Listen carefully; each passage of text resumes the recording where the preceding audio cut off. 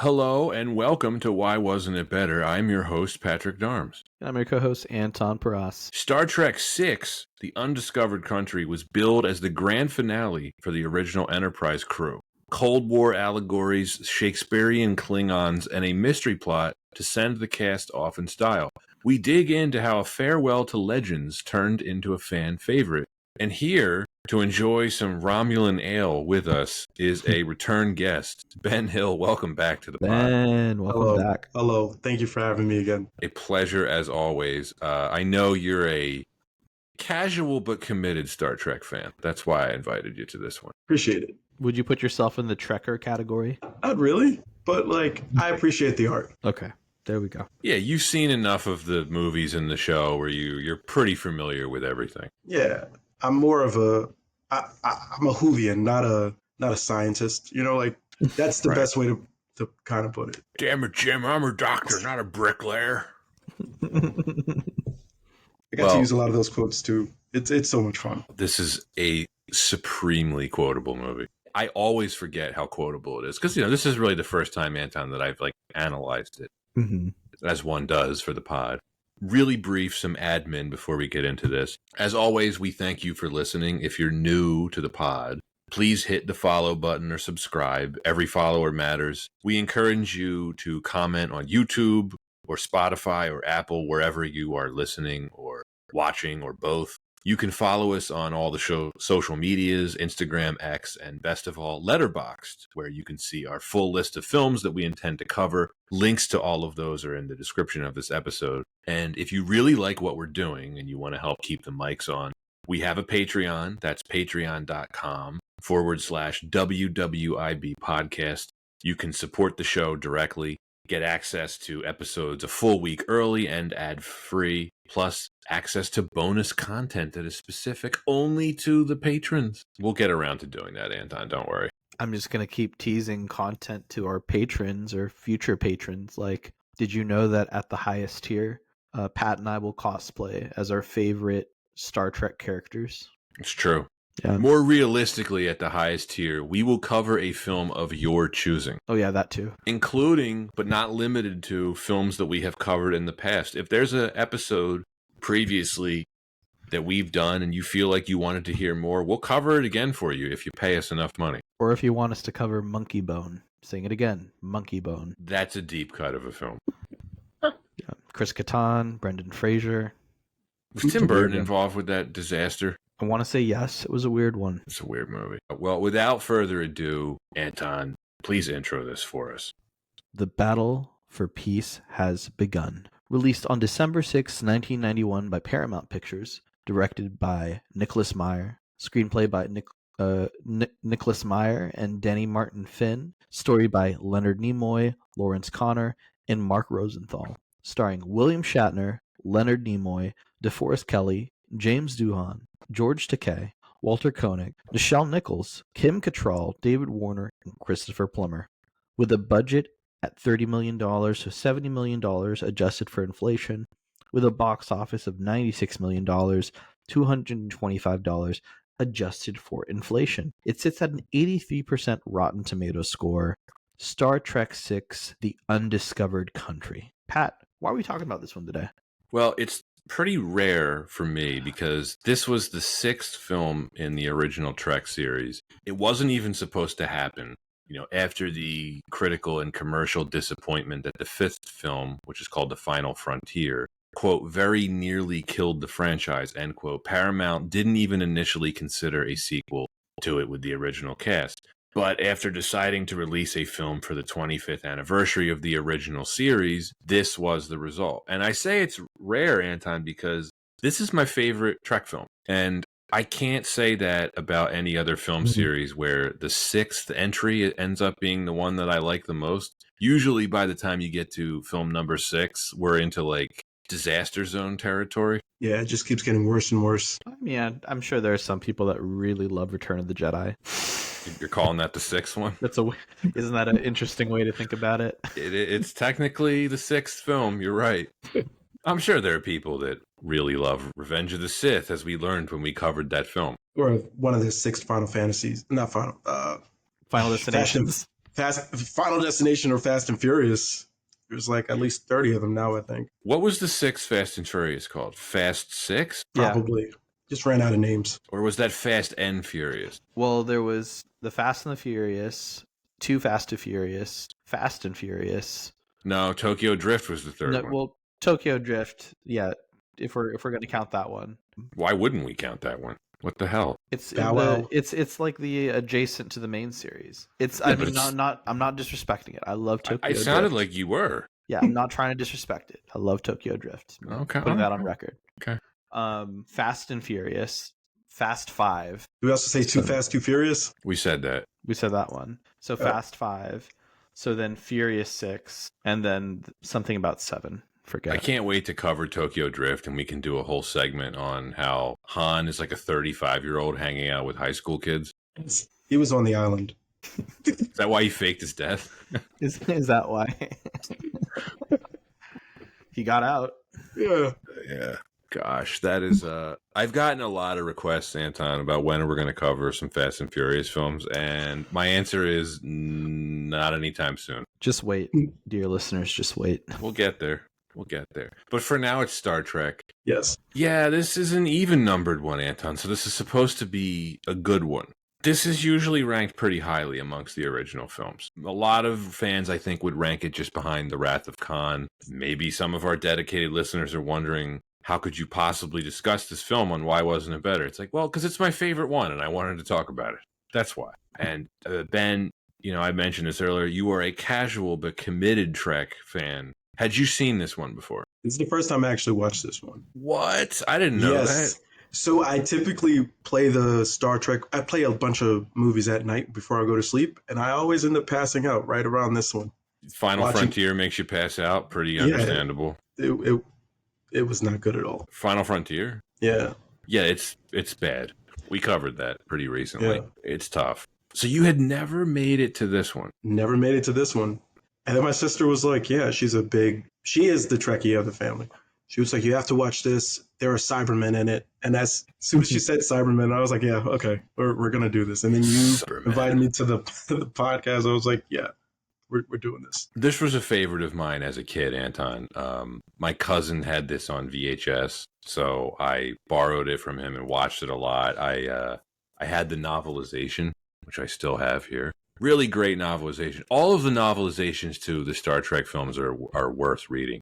They're all pretty well written. It adds a little bit more to the characters. Really good stuff there. Anton, what's your history with this one? I remember this one distinctly. It was on Sci-Fi Channel a lot. I'm sure as all the other Star Trek films were. But also, I remember this one because I watched it so closely to Generations. I think it was probably of that era. Like in my mind, I always try to think like, what would happen between Picard versus Kirk, and only with that time period and thinking about even this film and the crew, I get very nostalgic. So this film is very nostalgic for me. Understandable. This was the send-off that I think the original cast deserved. It is a horrible alternate reality to think about. Like, what if it had been the Final Frontier? Well, we got lucky. We did. Paramount was like, we'll do another one. Fun fact, this released the year of my birthday. So. Ooh, 91. 91. What a year. Gulf War. What else happened that year? Beanie Babies. Right. The Bulls started their dominance, the Chicago Bulls. That was their first championship year. Technically, if you want to get super nerdy, that is the first year that Harry Potter attended Hogwarts. Okay. I didn't know that, did you, Ben? I did not know that. Okay. Those books take place from 1991 to 97. Technically, the New York Giants won the Super Bowl January 1991. Okay. Good for them. What else? There's probably a bunch of things we could go over. Do you want to guess who won the World Series that year? 27 rings. Was it the Yankees? That was the Twins, right? It was the Twins, but it is easy to guess the Yankees. Yeah. In the 90s, you could have been right. Mm-hmm. The Yankees were actually not very good in 1991. This 91. was in the midst of George Steinbrenner's suspension, and they were in a very much of a yes. They were in very much of a rebuilding phase. But back to film. Ooh, trivia question. Which film won Best Picture for the 1991 year? Forrest Gump. Was it Philadelphia? No, did not win. Wasn't even nominated for Best Picture. Philadelphia. Dances with Wolves. Surprising right there. You're so close. Dances with Wolves was 1990. You're gonna kick yourself when I tell you this. All right, go ahead. Silence of the Lambs. I'm so mad Yes. right now. Yes. That's such a good movie the year I was born. It's a great, great movie. This got a couple Oscar nominations. I believe this was nominated for sound editing and makeup. It lost both of them to Terminator 2. Makes sense. Kind of fair. Yeah. But anyway, production history for this film. Yeah, The Final Frontier, which was released in 1989, that was received so poorly.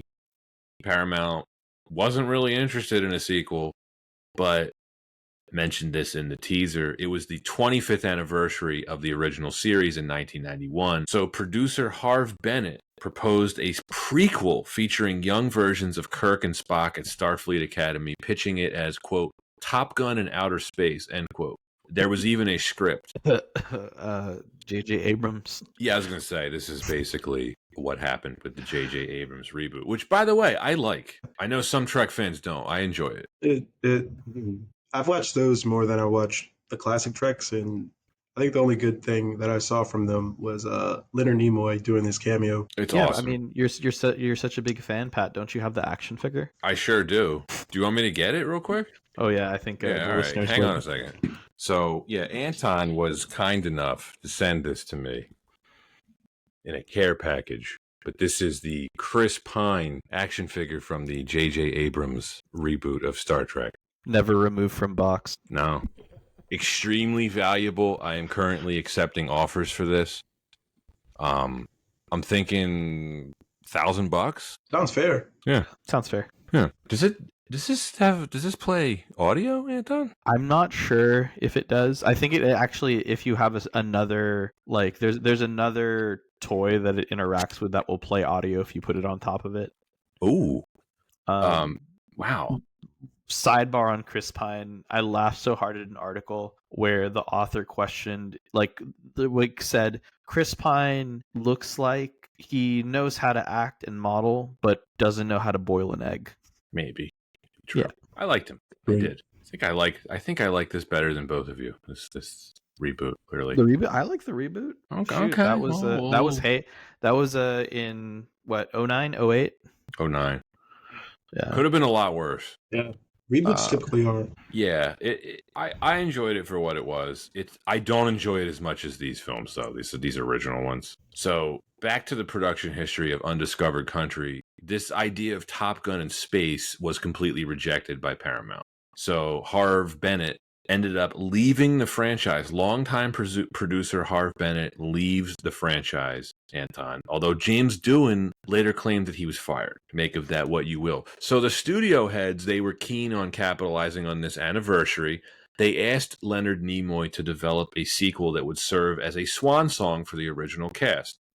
So Nimoy writers Mark Rosenthal and Lawrence Connor suggested that Kirk meet Jean-Luc Picard.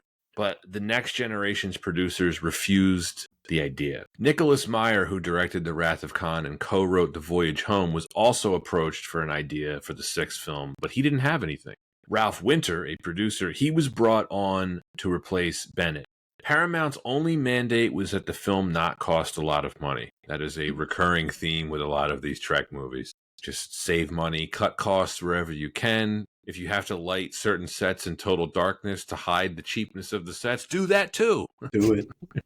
Just whatever you need. If you need to reuse model footage from other films, do it. Red is too expensive. Use purple for blood. Later on, remind me, Ben, I want to talk about how this is somehow only rated PG, which is outrageous. Yeah. Yeah, what? That was the power of Star Trek, I guess. Yeah. Or early 90s. Yeah. Anything before 95, you watch it again and you're like, this is rated PG. And you're like, this is not okay. Nimoy visited Meyer's house and he suggested, quote, what if the wall comes down in outer space? You know, the Klingons have always been our stand-in for the Russians, end quote. Meyer recalled that he replied, quote, wait a minute. Okay, we'll start with an intergalactic Chernobyl. Big explosion, no more Klingon Empire. And I just spilled out the whole story, end quote. They deliberately included references to the contemporary political climate The character of Gorkon was based on Mikhail Gorbachev, while the assassination storyline was Meyer's idea. And of course, for those who are ignorant of history, at this point in 1989, the Berlin Wall had come down, the Soviet Union was crumbling, and the Cold War basically ended around the time that this film came out. Mr. Gorkon, tear down this shield. Mr. Gorkon, tear down this wall. I could go into a whole thing about Ronald Reagan appearing in White Heaven in the Boondocks, but I won't do that. Oh, yeah.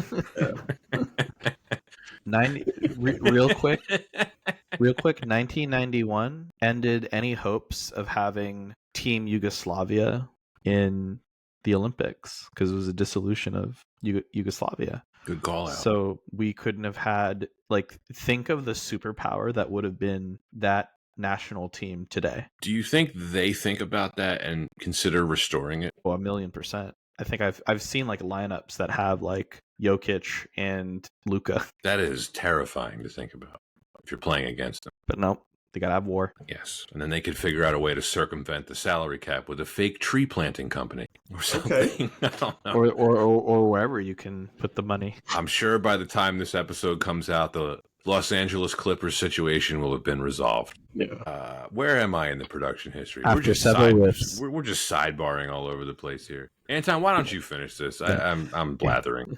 So after several rifts developed between the writers, Connor and Rosenthal's were let go. They both ended up receiving credit for their work. Meyer and his friend Denny Martin Finn ended up writing the screenplay, communicating through an early form of email as they both lived on separate continents. The script was finished by October 1990, 5 months after Nimoy was approached to write the story. Meyer said that when he started work on the screenplay, it did not occur to him that he would direct the film. His wife was the first person to suggest that he should direct. Gene Roddenberry, who wielded significant influence despite his ill health, hated the script. The original budget was $41 million, but Paramount cut this down to $30 million. Apparently, the disputes over the budget grew so intense that the film was briefly canceled, which is classic Star Trek. The budget cuts meant that many of the Enterprise sets were redresses of those used in Star Trek The Next Generation. The Klingons were completely redesigned for this film. Filming took place from April to September 1991. The film used a mix of fixed sets and on-location footage. The production suffered from a lack of available set space, forcing them to shoot at various sound stages around Los Angeles. The shots of the Klingon prison asteroid were filmed in Alaska. Paramount was determined not to repeat the same effects mistakes made on the previous film. The majority of the visual effects were created by Industrial Light and Magic under the supervision of Scott Farrer, who previously served as visual effects cameraman on the first 3 Star Trek films. After Jerry Goldsmith and James Horner passed on the job, a young unknown composer named Cliff Edelman was hired to score the film. Roddenberry did not live to see the film's release, dying of heart failure on October 24th, 1991. Before the film's release, he viewed a near final version of The Undiscovered Country, and according to the film's producer and Kelly's biographer, approved a final version of the film. In contrast, Nimoy and Shatner's memoirs report that after the screening, he called his lawyer and demanded a quarter of the scenes be cut. The producers refused, and within 48 hours, he was dead. Regardless, this opened to great reviews and made a good amount of money at the box office. It did well on home video, and the novelization became a bestseller. It's like Kubrick dying right before Eyes Wide Shut was got the final cut or something. I don't know. I'm like more conflicted on, one, did they use Al Gore's internet to do those email communications back and forth, or who did that guy really piss off to end up unalived really quickly? He had a lot of lifestyle choices that I think the heart failure thing makes sense. Shouts out to Mr. Roddenberry. Yeah, we love Eugene. And this film was dedicated to his memory. Let's talk why wasn't it better? Number one reason, the cast is old. Ooh, really now? This does not have to be a long discussion point. Shatner was 60. DeForest Kelley was 71.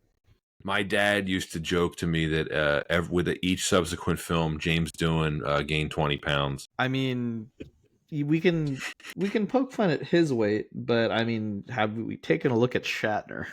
Yeah. There's no girdle in the universe, in the galaxy. I mean, they were just all past it. They looked it. Yeah. Anton, it's very much Roger Moore in A View to a Kill. Like they're just pushing the limits of what's believable. Sulu looked good. Yeah. But you would think after working together for that long, Scotty would just understand a lot more about what Spock was picking up on. It's like, hey, the engines have problems. It's like, being that old and that round, you should have a little bit more knowledge. Like that, I didn't like that. Well, There's nothing wrong with the bloody thing. It's like, come on, guy. Like, well, he made it to the next film. He did make it to the next film. It's not even just that for me, Ben. It's all the stuff of them throwing punches, crawling through air ducts. yes, Kind of running. kicking the guy in the knees, but it's not really a knee. What also didn't help is, and we've joked about this on prior Trek films, Anton, these films have horrible fight choreography. They're just like kind of tossing each other around. This goes all the way back to the original series. Like there must have been no fight choreographer involved. Well, they probably figured why bother with the extra expense? I think that's part of it for sure. I wonder if they wanted to hire a fight choreographer and Paramount was like, no way.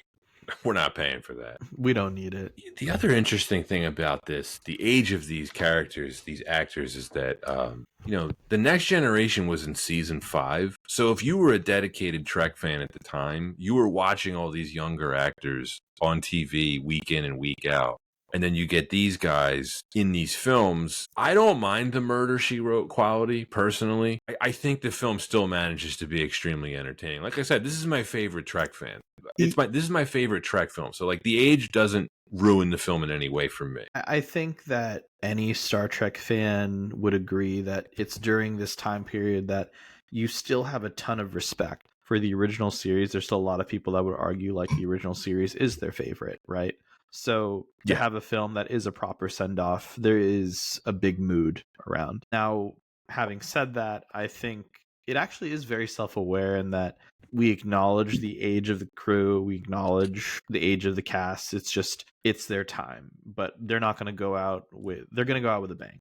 And I think that it's the proper send-off for them to have a much more Star Trekian film. Yeah, you're right. They do handle the age, I think, appropriately because a lot of the thematic parts of this film are indeed handing things over to the next generation. No pun intended, but pun intended. Yeah, it's about generational divide as well, letting go of prejudices. Well, and Ben, since you've finally seen this and you've seen the other ones, I'm curious to hear your thoughts on this. I love how it gives Kirk a real arc about him. His son. Yeah, the prejudice that he has, understandably, against the Klingons because of the death of his son. And we get Spock mentoring Valeris, McCoy just getting crankier and crankier with each subsequent film. But it really is satisfying to see these characters develop arcs over the course of this film series. Yeah. The crew is older. They're talking about the generations handing off to the next generation. Yes, Ben was about to weigh in on his thoughts on the character arcs of the core cast. Yeah. So just speaking about Kirk and his son, being unalive by Klingons, it's kind of feel the same exact way. I mean, granted, you have to have your mission and you have to separate your mission and your feelings from each other, but it doesn't always end up like that. So I'm all right with that.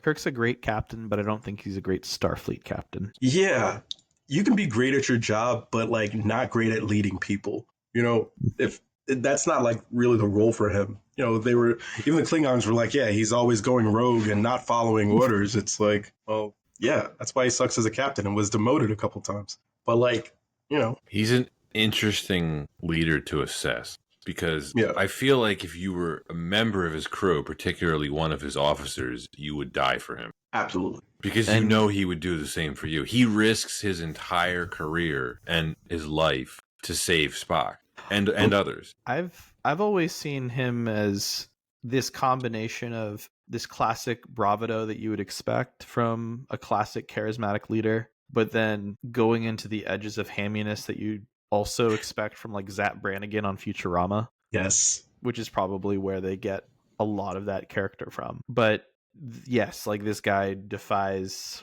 orders and expectations. But hey, how else did he pass the Kobayashi Maru? Exactly. He doesn't believe in no-win scenarios.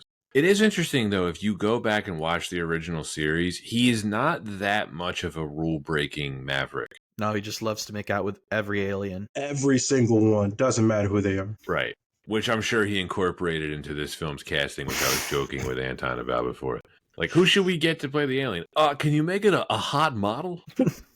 And I want a plate of ribs, please. And I think there should be a scene where I make out with her. Could you arrange that, Mr. Sulu?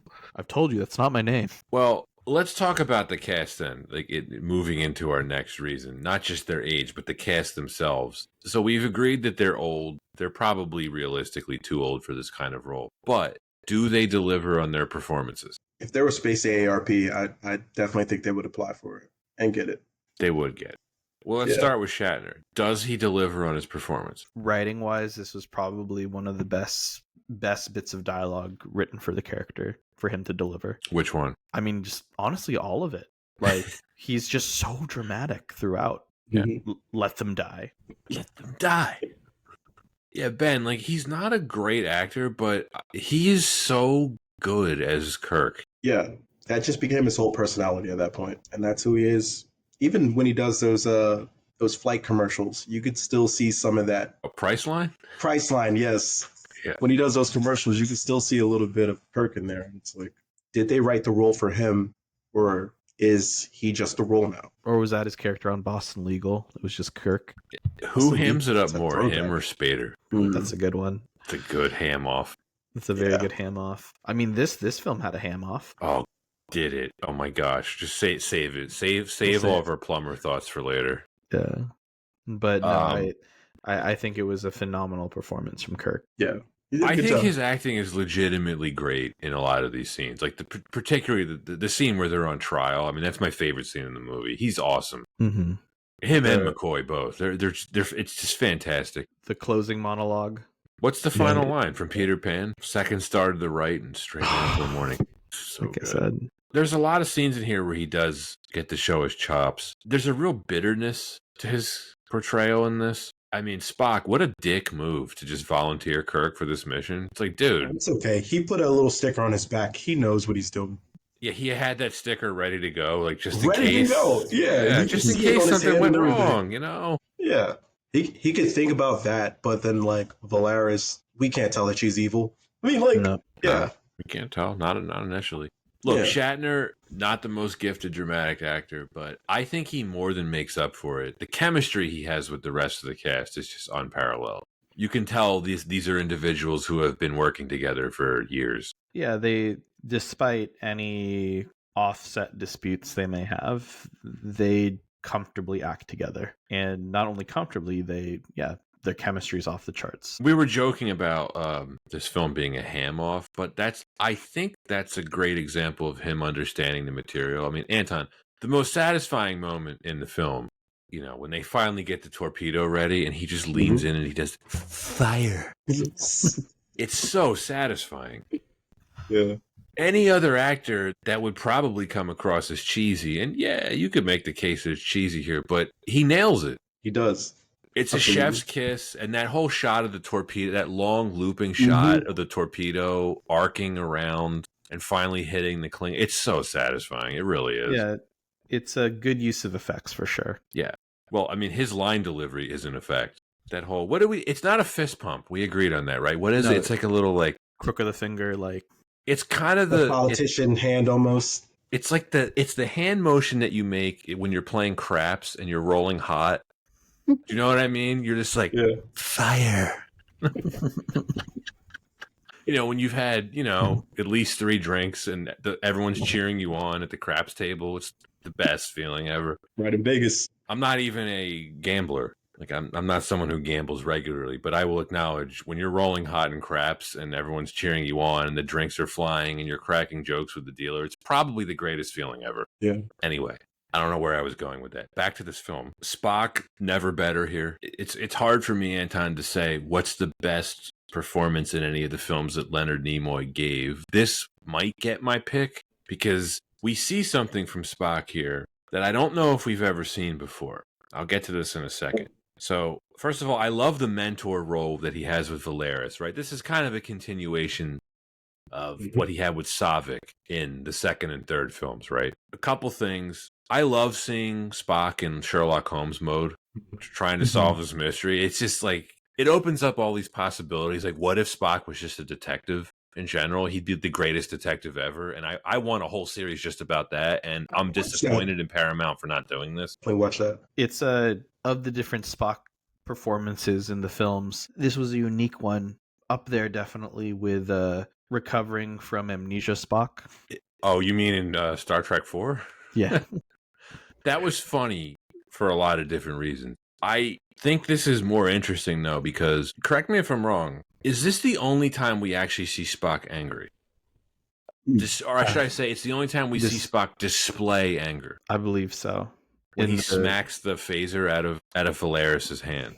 You're not used to that. That's what I mean. It's pretty unique. You're like, whoa, Spock. He and Leonard Nimoy showed quite an intensity in this scene. And it's one of the greatest lines in the entire series for me. He tells her, what does he tell her? He's like, logically, you should shoot me. If you're logical, you must fire. And she goes, I do not want to. And he says, what you want is irrelevant. What you've chosen is at hand.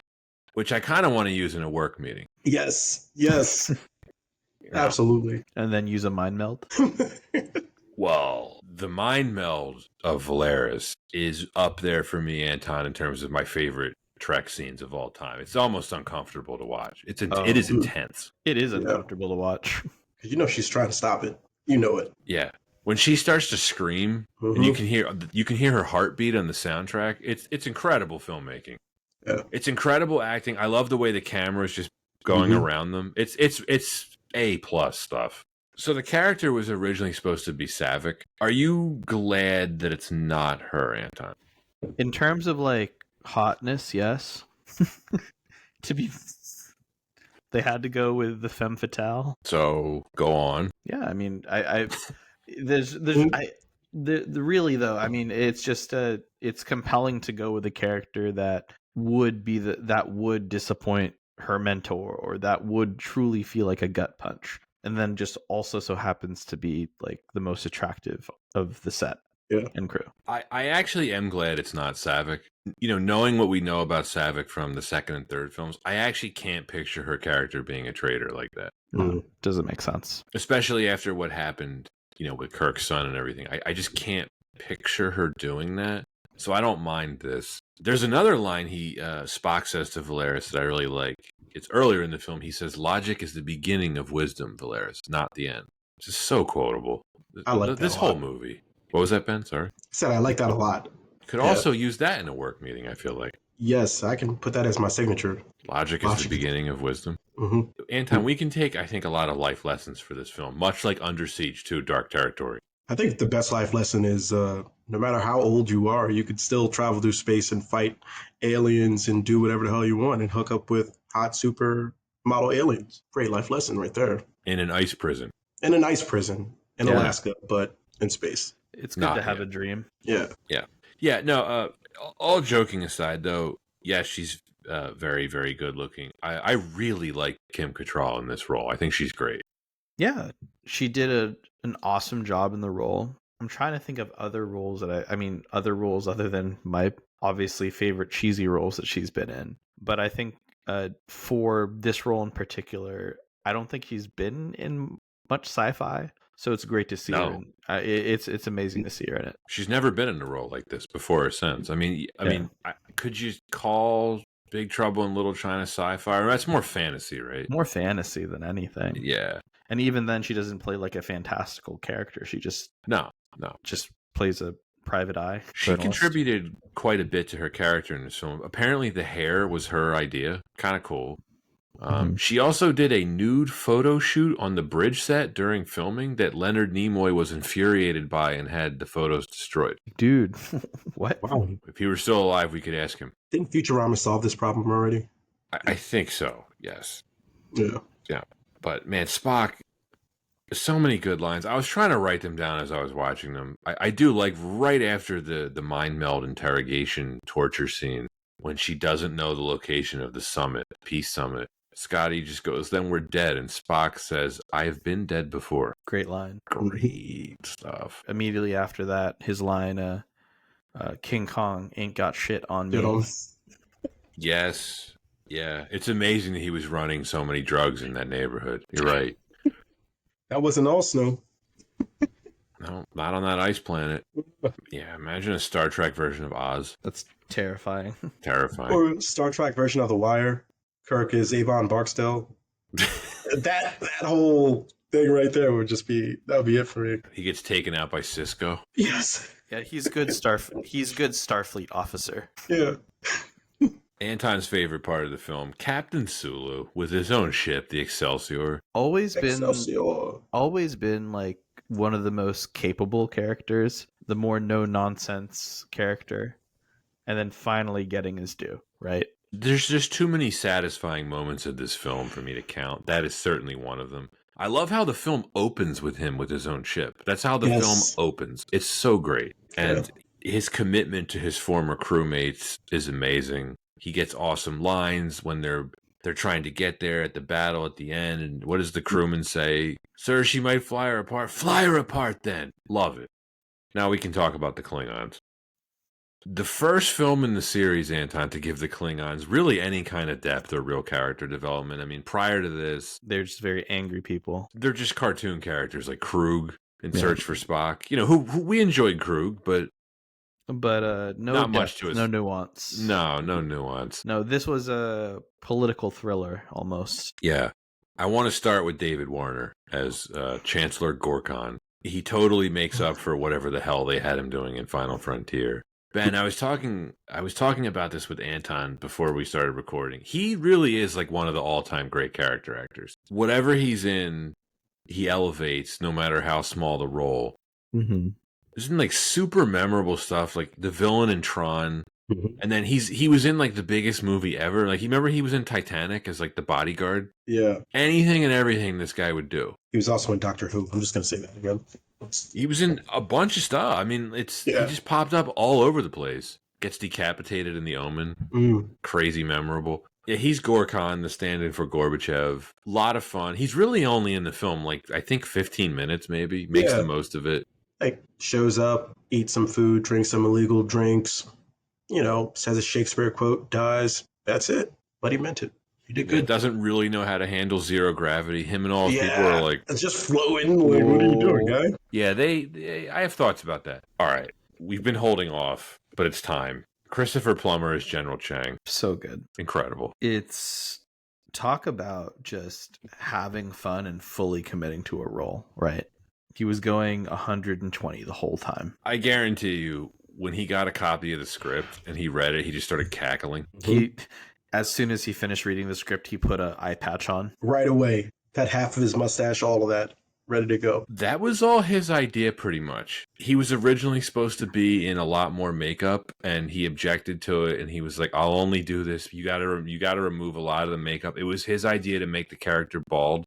Ben, the eye patch bolted to his skull. Yeah.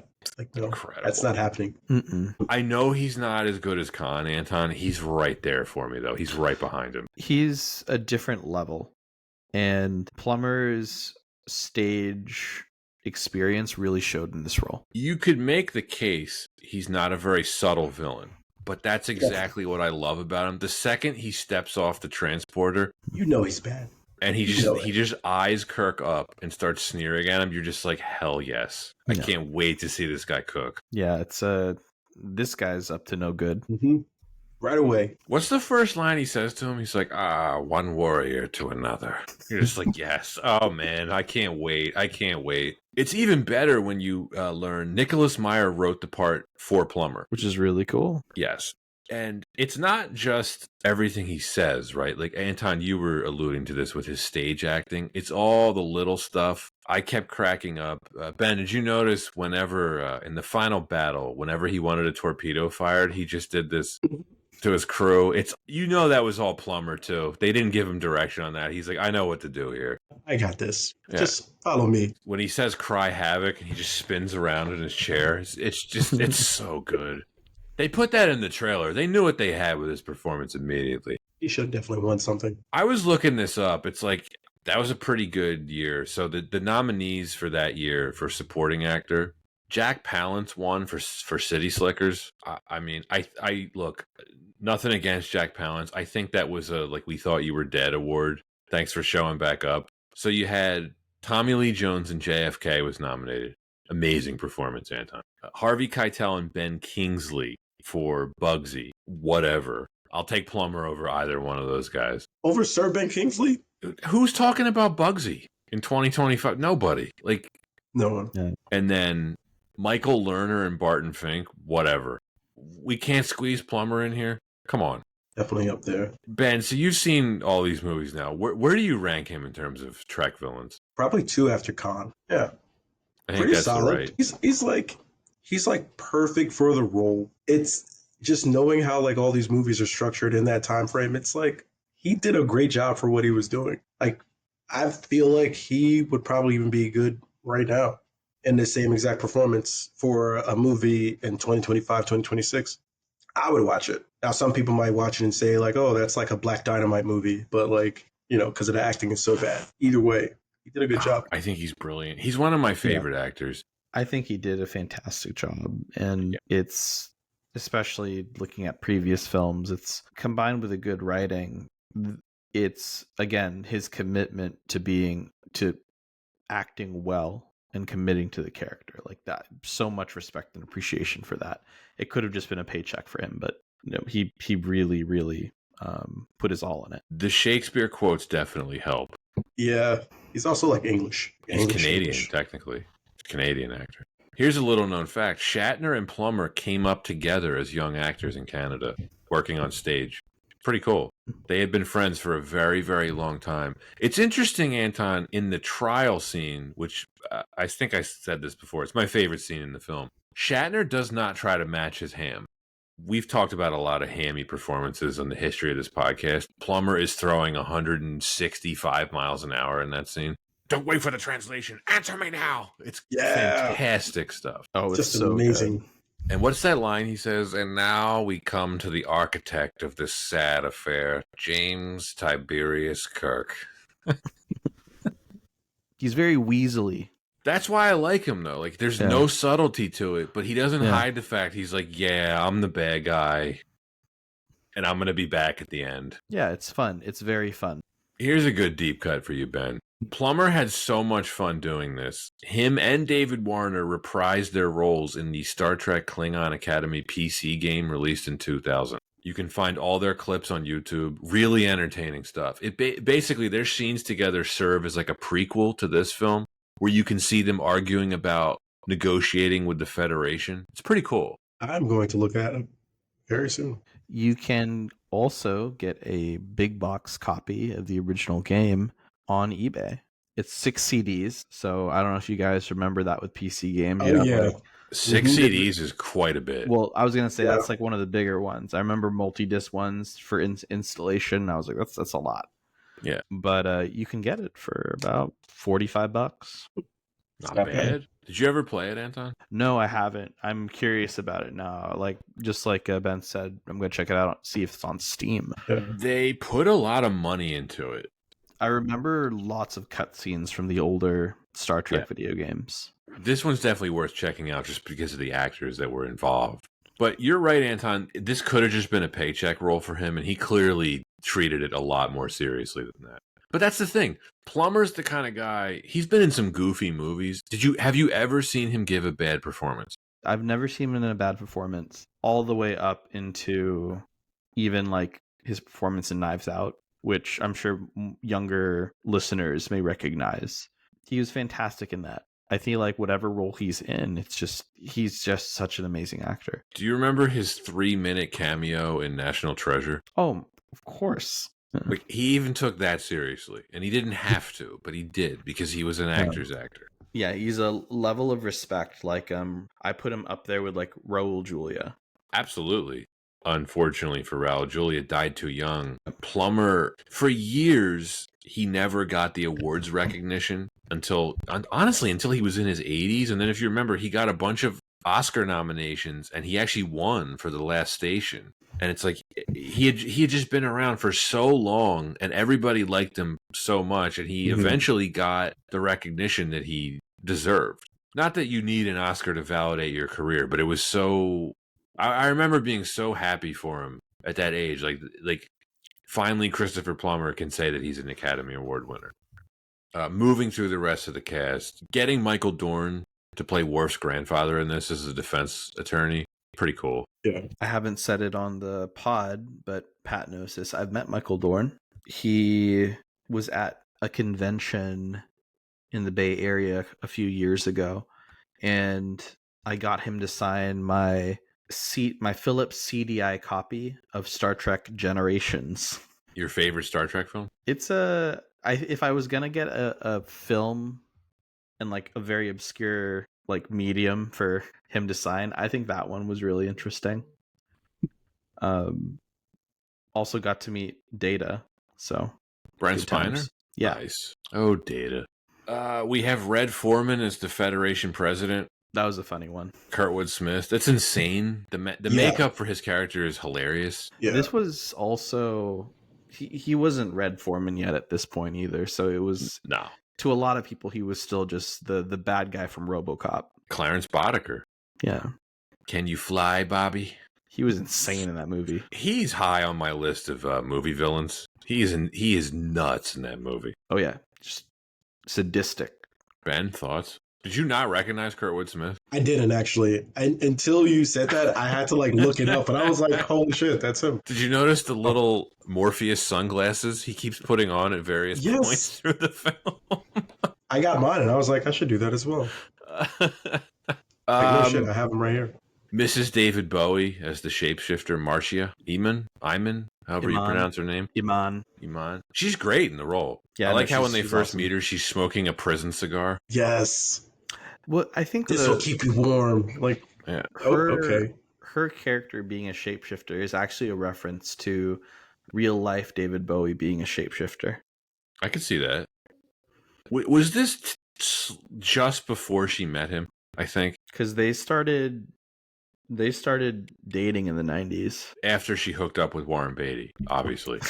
But yeah, I guess they would have met right around this time. Anton, I was thinking about this, like all the comic book stuff we talk about. I know that Mystique existed before this character, but do you think in the 2000 film X-Men, they kind of based Mystique on this character slightly or were inspired by it? It's hard to say just because there was already a comic book Mystique. Right. That had been in the comics like before, I want to say like the 80s. Okay. So I still think I have to give it to Mystique, but I think visually probably very influential on like a good proper shape-shifting on screen. Because the morphing that they're using in this film with Very CGI, similar. this was like super early morphing. You know, I think Willow was the first film to really use that kind of morphing technique, and that was a couple years before this. Because otherwise, there's more practical effect morphing that went on. Yeah, but this would have been groundbreaking in 91. Of course, I think much more famously Terminator 2 was doing it with the T-1000. Right. But her character morphing, it sort of reminded me of something that came out in the same year, the Michael Jackson Black or White music video. It's like kind of slow, but not. Yeah, I mean, I don't think it's aged badly at all. It looks good here. I just thought it was funny. Just putting this out there, Iman still looks amazing. She does. I have to look her up. Doesn't look that different than what she does in this film. She doesn't look 70. Rest of the cast, Anton, it pained me a little bit to see Admiral Cartwright as one of the conspirators. Come on. Yeah. And then Christian Slater, the cameo that he has here. Very young Christian Slater. Young Christian Slater. I didn't know this until I researched it, but his mother was the casting director. That's how he got the role. He was a big Trek fan, and he just wanted to be in the movie. I like what Sulu says to him. He's like, "Sir, are you sure?" And he's like, "Do you have hearing problems, son?" Love it. Love it. Did not recognize that was him either. He's in shadow, but if you watch it in like a good quality version, it's such a quick cameo that you wouldn't think about it too much. Because I don't think he's in any other scene, right, Anton? It's just the one. Just the one. Yeah. But yeah, very fun cast in this film. Great cast. Yeah, I was gonna say there aren't really. Is there anyone that really sticks out as just not putting on a good performance? I think it was all very level for the most part. Everyone's great. Yeah. Nothing. Yeah. Yeah. versus Oh, like good. in the previous film there was like a cat person. Oh yeah. Oh man. And the villain, what's his name? Cybok, just god awful. The less said about that, the better. Um, Last reason why this wasn't better, we can just, this is a blanket reason. We can talk about everything else, including the production. This is one of my all-time favorite movie posters. Love it. It's really cool. Very 90s feeling, Yeah. right? 90s, but still had that painted quality to it. Mhm. It wasn't Photoshop yet. Yeah, Even well, though there was. Photoshop was around. I was Yeah. gonna say there was. I think it was just the right era for movie posters. I think I saw something. There was just one guy who just made movie posters, and it was his entire job before Yeah. computers. And let's see if he made one of these. The same guy did, I think, most of the treks. So it's probably one of the individuals you were talking about. Anton, this is a goddamn proper Trek film. I mean, is this one of the best course corrections in any franchise ever? Yeah, it's one of those cases where the production, the story, the cast, again, there's this level of self-awareness of just knowing this is it. And so what do? You put together a film that has the best of what this franchise has to offer, which it has a ton of heart, it has a lot of humor, and a lot of care. And I feel like that shines through in the performances and in the dialogue. I mean, I asked you before the recording, like, any tears during the ending monologue, and it's just, for me, it's a yes.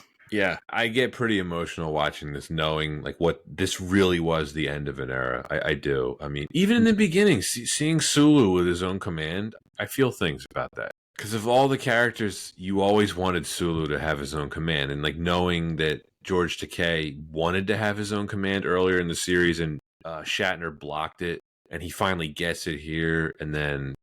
Yeah, this is it. This is it for the whole cast. I mean, obviously, a couple of them would come back for the next film, Generations, but it wasn't the same. Yeah, then saying bye to the USS Enterprise, it's like that's so nostalgic.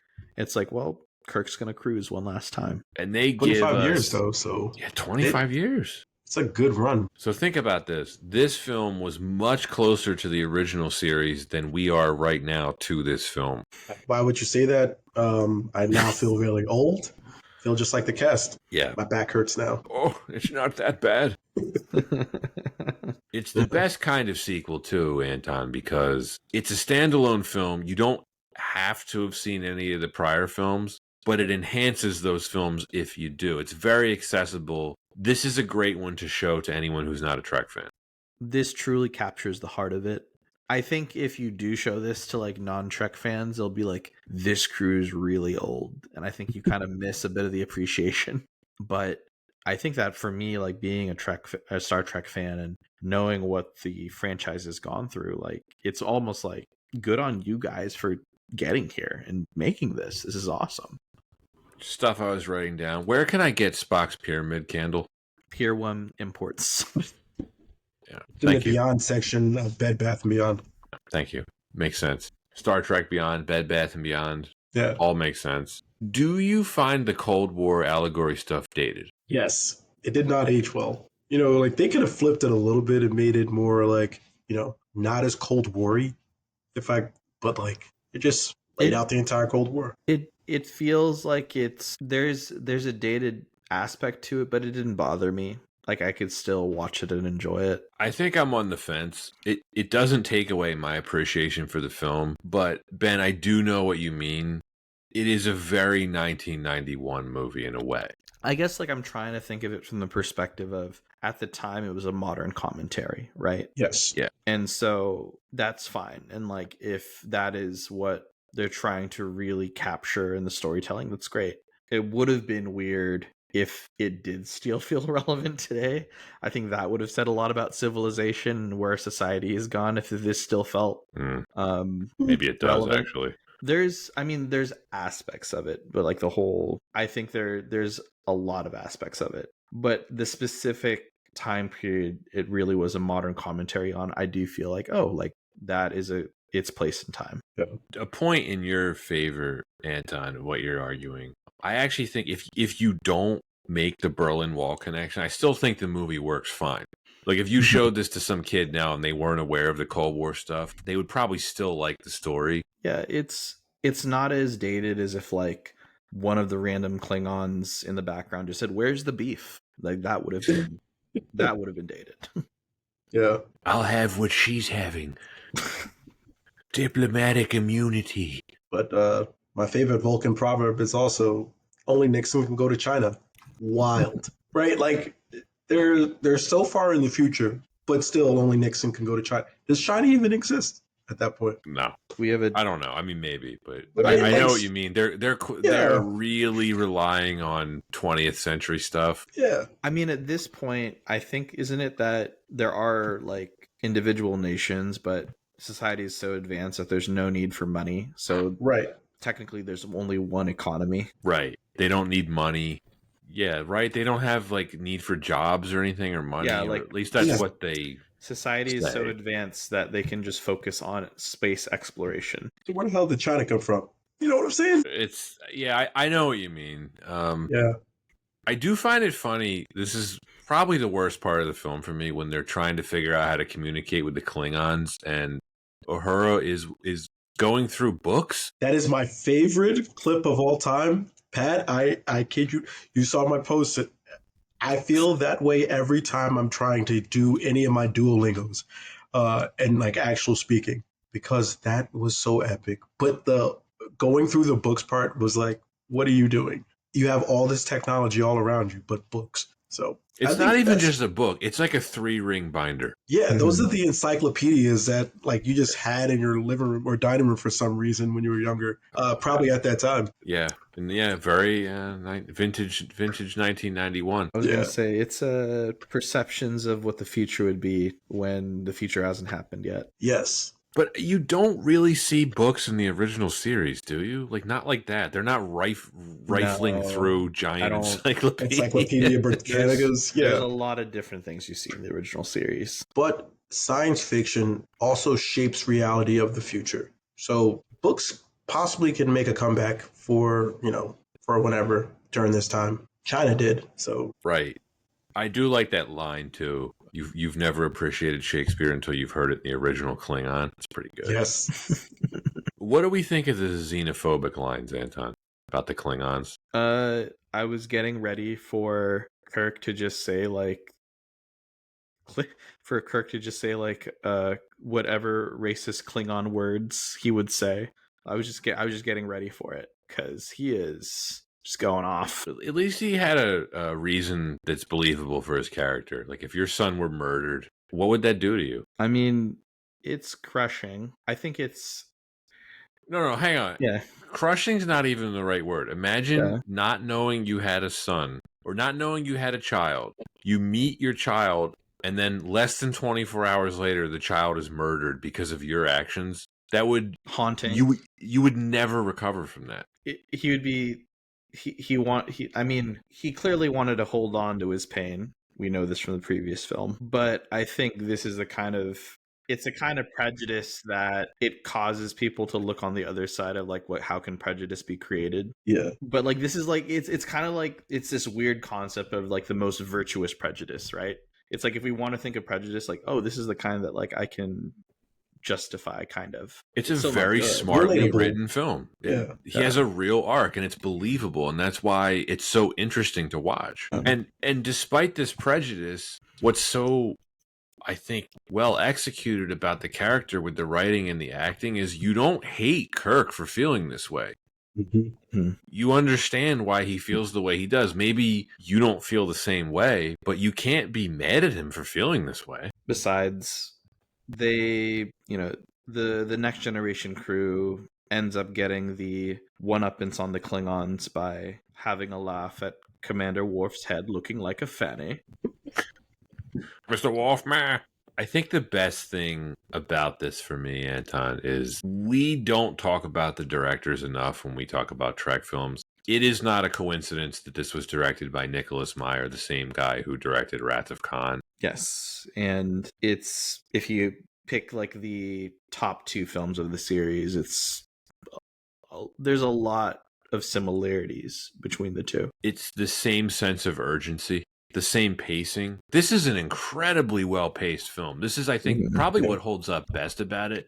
Ben, from start to finish, There is not a single scene wasted in it. It is going breakneck speed. Yeah. Even when they're arrested, even Some when of they're the put on prison stuff trial. was just like a little bit like The what stuff? the prison part. That was like a little bit weird. It was just like long in my mind. Just them being there. All right, I can see that.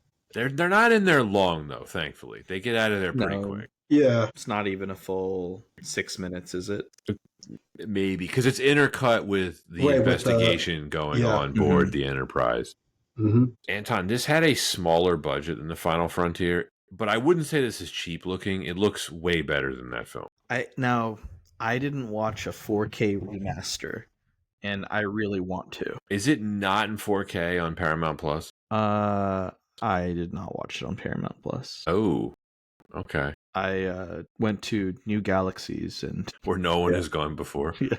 You can tell they were squeezing every dollar out of this budget. Look, there's definitely stuff that you can tell looks like sets, but there's some inconsistencies. Like there's part like you can see where they save money, whether it's like where a set felt like a set. Sometimes we talk about films where you get really impressed, where you're like, wow, like I can't believe this is a set.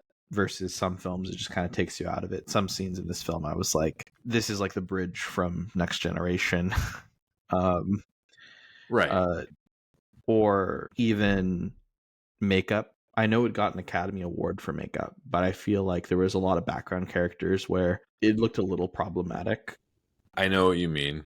I would say the makeup for the principal characters looks great. Yes, absolutely. Like General Chang's makeup is amazing. Awesome. Yeah. Flawless. But yes, some of the background characters. Was there a straight up Planet of the Apes mask in the prison? Yeah. Yes. Okay. Going up in the elevator, and I'm like, what?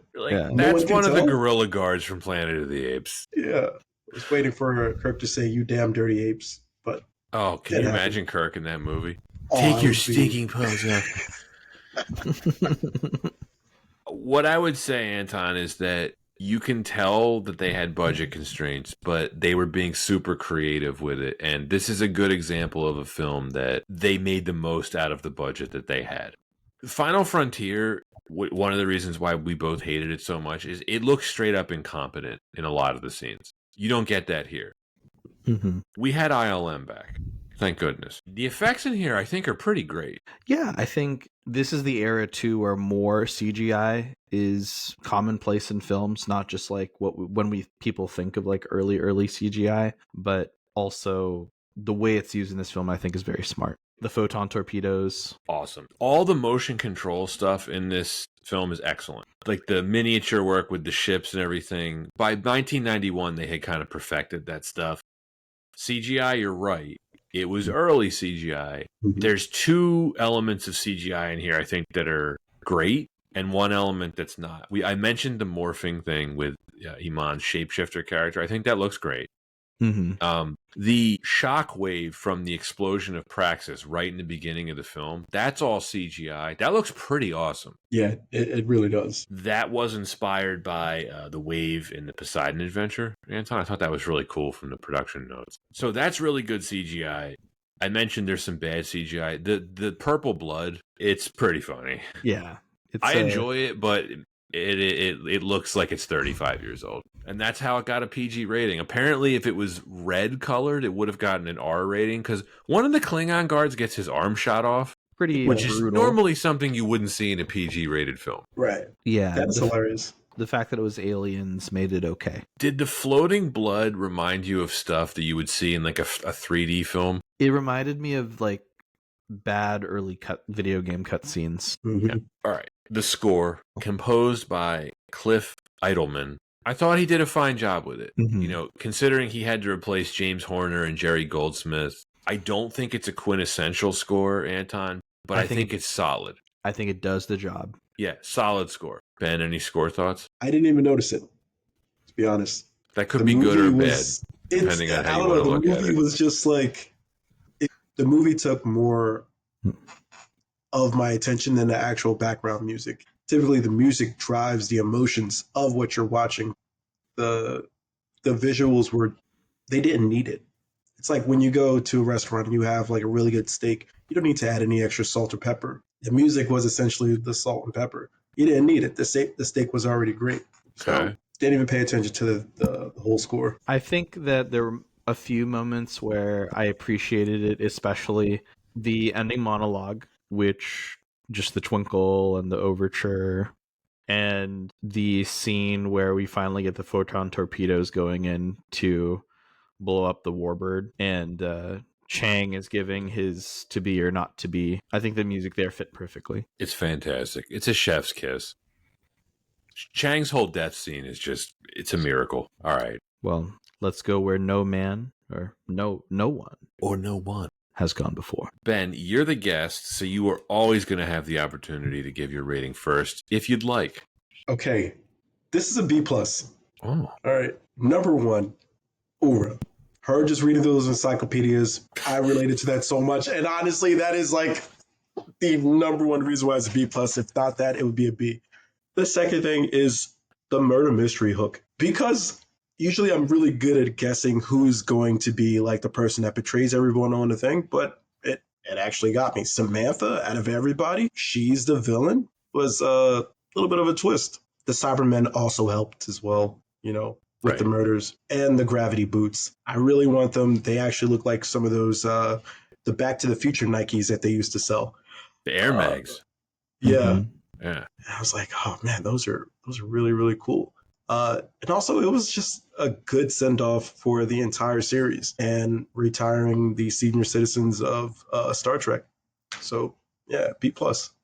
I have such a huge appreciation for this film. It felt like something made for the fans, but at the same time, it also had there was this novelty to it, and I think like it was part of the twists, the pacing, the upgraded effects in the film, and it was just so much better than the film before it that it was noticeably like such an improvement. It's very nostalgic for me, again, because of where it lies in the series, what it really means for Star Trek, and the send off that it is for the original crew. And I think there's definitely a bit of a bias there for me, but in terms of the film as a whole and its enjoyability, like I think it's just such a great movie.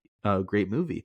Pat, you said it best. You could definitely show this to anyone who isn't necessarily a Star Trek fan, and I think that they would genuinely enjoy this. And the story does stand the test of time in that I think there are so many real themes that people can get behind, really see the character development, and really, again, touch on these very important themes, but within this backdrop of space. And isn't that all that Gene Roddenberry wanted to do, was tell stories of life and philosophy, but within the backdrop of science fiction? And I feel like it's such a beautiful thing. This was an amazing way to say goodbye to the original crew until they kept bringing everyone back in the next films. This one, for me, I give it an A-. I adore this film despite the obvious flaw of the cast being too old to convincingly play their required roles. Despite that, I think the performances across the board are excellent. The core cast is great. Shatner, Nimoy. We didn't even really talk about DeForest Kelley. He's awesome as McCoy. This isn't really a showcase for him, but of course he gets his due here. I'm so glad that they decided to make this, because this is the dignified, proper send-off that the original cast deserved, and they had Christopher Plummer along for the ride to play an outstanding villain. This film successfully course-corrected and washed away the stink that was The Final Frontier. They ended the original series of films on the highest of high notes. I can't really give this anything below an A.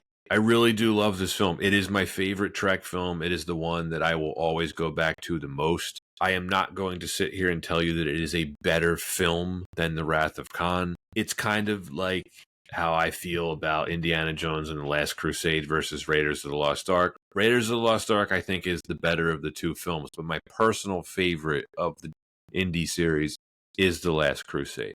I feel the same way about this film. It's an A for me. That is it for Star Trek VI, The Undiscovered Country. Ben, great having you back. Thank you for having me again.